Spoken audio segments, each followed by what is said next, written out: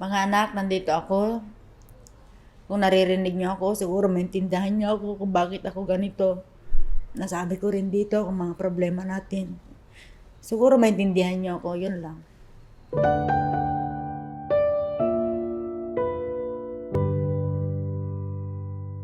Welcome to LME Stories, kung saan matutunghayan at mapapakinggan nyo yung totoong kwento ng buhay ng ating mga kasambahay. And I'm your host, Noy Salawayon. May guest po tayo dito ngayon sa LME Stories. Kilalanan natin siya. Hi, ako po si Annalisa Agacer Rapanot from Philippines. Kinakabahan si ma'am. Normal lang, feel at home lang to tayo dito. Introduce ko lang yung self special, di ba?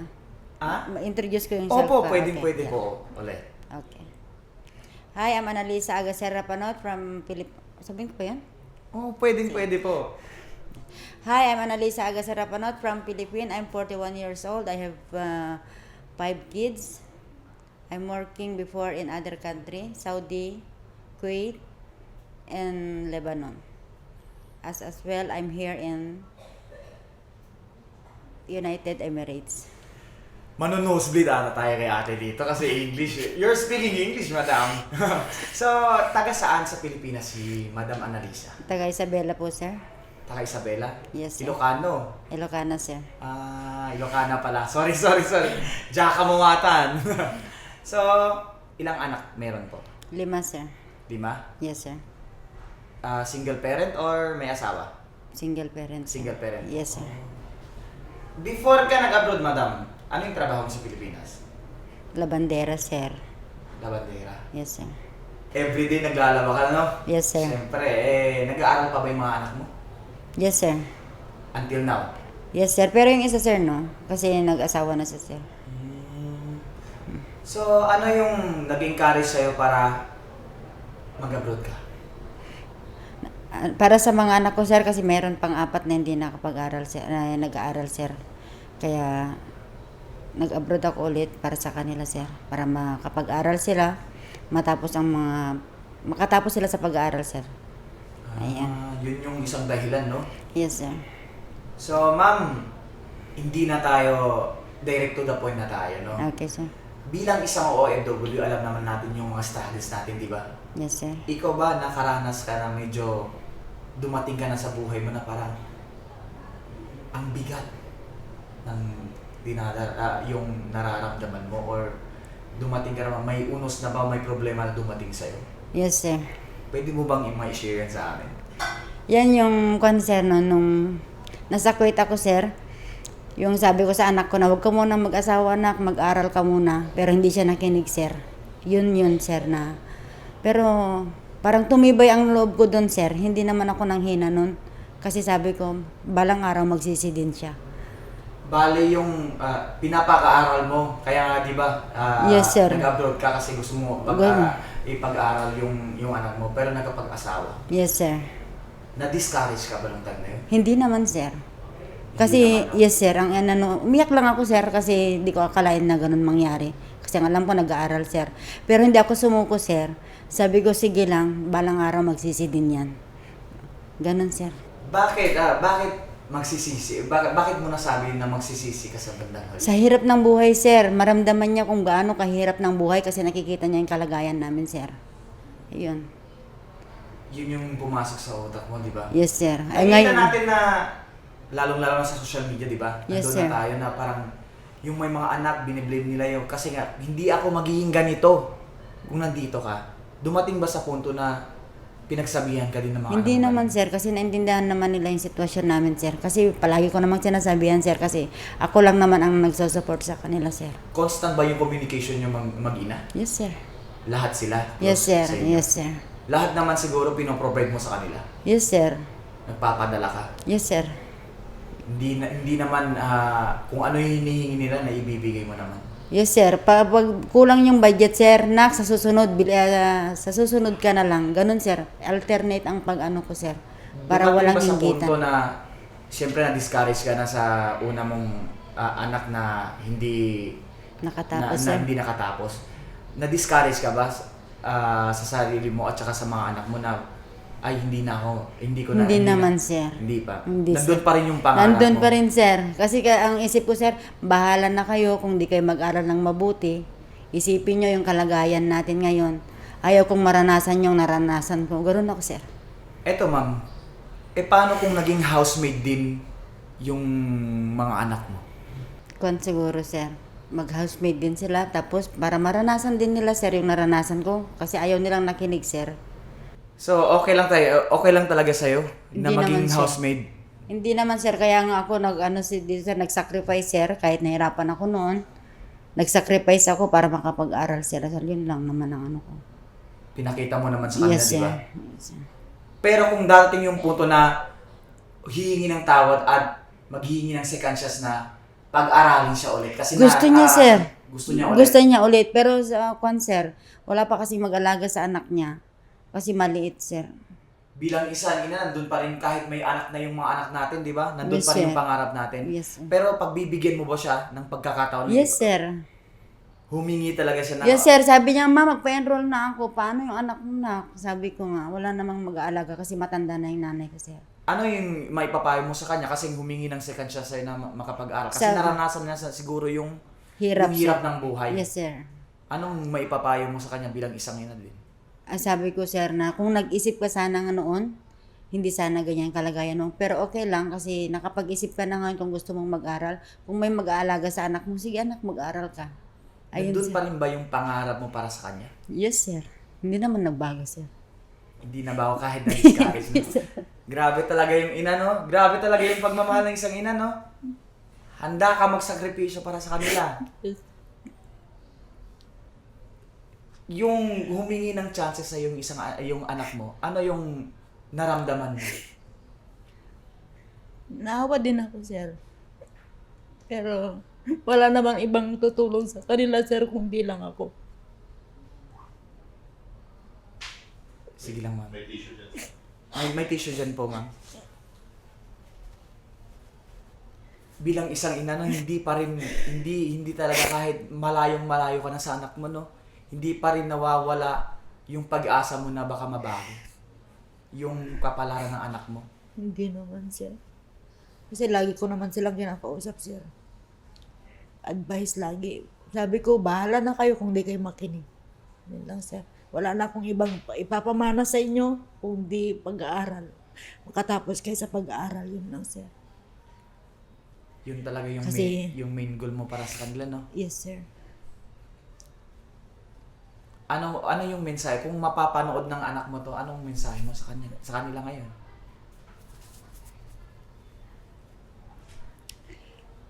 Mga anak, nandito ako. Kung naririnig niyo ako, siguro maintindihan niyo ako kung bakit ako ganito. Nasabi ko rin dito kung mga problema natin. Siguro maintindihan niyo ako, yun lang. Ilang taon ka na ate ngayon? 41, sir. 41? Yes, sir.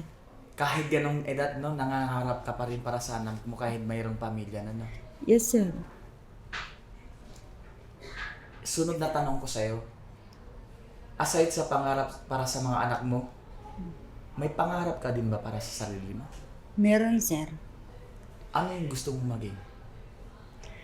Yung concert, yung simpleng buhay lang ba? Mapag-aral ko sila, sir. Makita ko silang masaya. Okay na yun sa akin, sir. Hindi, hayaan natin, iset aside natin yung mga anak mo kasi nandun na yun. Kasi yun yung main goal mo eh. Para sa'yo, 10 years later, saan mo nakikita yung sarili mo?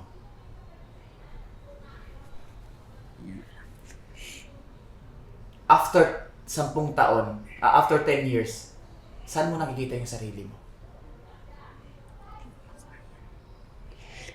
Nakikita mo na naging successful ka na? Hindi pa, sir.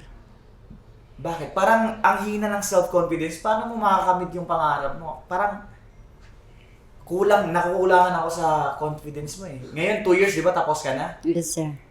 Eto na lang, babaguhin ko yung tanong para sa'yo. Ano yung next plan mo? Next plan ko, sir. Magtatrabaho ako ulit, sir, sa medyo mataas na sahod, sir.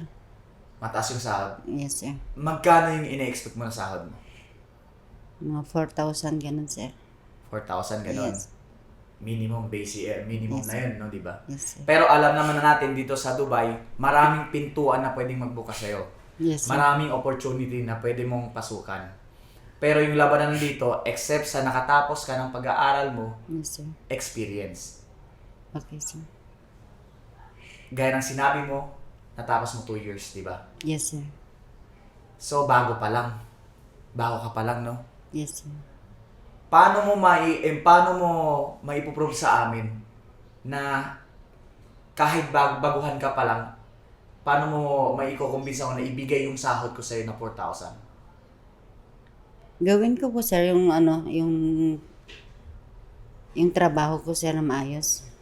Kasi experience kung sasabihin namin sa inyo, kaya nag-apply ka ng isang baker Yes, sir. or computer engineer, di ba? Yes, sir. Wala ka pang masyadong, hindi ka pa bihasa sa mga ganung bagay, di ba?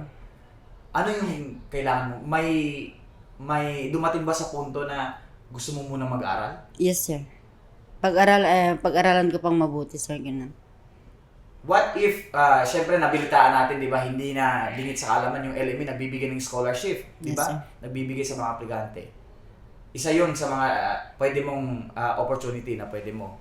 Yes, sir. But, what if kung hindi ka binigyan ng oportunidad para makakakuha ng scholarship? Makikiusap pa rin ako, sir, baka sakali. Magbabaka sakali, I will try my best na para matulungan pa rin ako ng LMA, sir. Kung example na hindi ka nabigyan, kahit ilang pakiusap na, yung gusto mong kunin yung scholarship na yun, pero hindi ka napagbigyan, I will not give up. gagawa ka ng paraan, Yes, ibang sir. paraan. Yes, sir. Kaya mo bang ipagsabay yung pag-aaral mo at saka yung Trabaho. pagtatrabaho? Yes, sir. Kasi alam naman natin dito, kailangan kapag nasa labas ka na, bayad, lahat, gastos dito, Yes, gastos sir. doon. Cost of living, in short, cost of living ng Dubai, sobra. Yes, sir. Kaya mo ba ipagsabay yun? Kaya, sir. Sure. Parang hindi ako nakakonvince eh. I-convince mo ako. Kaya mo ba talaga? Kasi Kaya, sir. na nakatira kami sa labas, alam namin talaga yung struggle eh. Nandun na tayo dun sa pangingkas. Sir, kasi pag hindi mo i-try, hindi mo maano, sir, hindi mo maaabot yung pangarap mo. You need to try and try until you succeed. Ang ganda ng motto na yun. Try and try. until Yes, you sir. succeed, no? Yeah. Nung yung time na nag-abroad ka, di ba, nagtatrabaho ka sa 4 na sulok ng Yes, sir. bahay natin, no? Nakikita mo lang ba na pwede ka mag-excel bilang isang kasambahay, pwede ka mag-level up? Noon, sir, hindi. Pero nung Bakit mo nasabi na hindi? parang ano pa, sir, parang hindi yung mga napuntahan kong lugar, sir, parang hindi pa yun para sa akin, sir. Nung nagpunta ako dito sa Dubai, ang alam ko noon, sir, parang wala lang. Tapos nung naisip ko na, sige, dito na lang ako. Kasi ang pangarap ko noon, sir, sa Oman sana ako. Pero parang dito ang ano ko, sir, destination ko ba. Tapos sabi ko, baka may purpose ang LMA para sa akin. Kaya nandito ako. Na-curious lang ako sa tanong eh. Kasi nga yung first tanong ko, bakit pa yung sagot mo sa akin parang, bakit nung time na yun ng pag-abroad, wala ka talagang ibang pangarap? Yung nakikita mo na lang yung sarili mo, nandun ka na lang? Bilang kasambahay? Hindi naman, sir. So, as of now, may nakitaan ka siguro na motivation or may nag-push through ba sa'yo na may nakapagsabi ba sa'yo na hindi ka lang magiging isang kasambahay? Yes, sir. Pwede ka pang lumevel up. Yes, sir. Kasi nag-base po ako kay Madam, sir. Kasi nakinig din kami sa mga payo niya sa amin. Nakita niyo yung kalagayan ko noon. Sabi niya, ganito rin ako noon. Kailangan kong iangat ko din kayo na hindi lang kayo katulong. Gusto niya yung umangat din kami, ganun dun. Alam naman natin hindi sapat yung mga advice lang binibigay sa atin. Dapat sa puso natin. Yes, At the sir. same time, sabayan natin ang gawa. Yes, sir. Diba? Yes, sir. Paano mo hindi ko ma-explain ko. Paano mo gagawin yung first step na move para sa pangarap? Yung parang sir, mag-umpisa muna sa maliit hanggang sa makamit mo yung pangarap mo. Kaya mo ba i-face lahat ng mga struggles? Inshallah, I will try, sir. Try lang, no? Yeah. Kaya Yes, sir. Yun nga, sir. sinasabi mo, Yeah. no? Try and try until you Yes, succeed. sir. Huwag kang susuko. Last na po, ano yung mensahe nyo para sa ating mga mahigiting na mga ina na nangangarap? Sa mga katulad kong OFW na bilang isang katulong, wag lang kayong susuko, laban lang para makamit nyo ang mga pangarap nyo. Step by step lang para ma-level up nyo ang yung mga pangarap. Ate Annalisa, right? Ate Yes, sir. Annalisa, congratulations po again sa pagtapos ng kontrata nyo. Maraming salamat po sa pag-share ng story. Ito po ay isang mensahe ng isang ina para doon sa mga ibang mga ina natin na pilit itinataguhin yung pangarap nila. Pilit pa rin hindi natatapos, kahit anong edad pa yan, hindi pa rin sila natatapos mangarap. Para sa sarili nila, para sa mga anak nila. Narinig niyo yung kwento ni Ma'am Annalisa. Isang mensahe lang po para sa ating mga anak, sa mga anak dyan sa Pilipinas. Dapat kumustahin nyo din yung mga ina natin. Dapat hindi parating padala yung inaasam natin. Kahit kaunting kumusta lang. Yun lang po. Yung mensahe na yun ay galing sa LMA. Kaya kasi nga dito, hindi lang namin nililimitahan yung oportunidad na binibigay namin para sa mga ating mga kasambahay, sa ating mga aplikante. So, sa mga future na mga aplikante natin dito sa LMA, dito na po kayo kasi your future in LMA is safe and secure. Much love and God bless!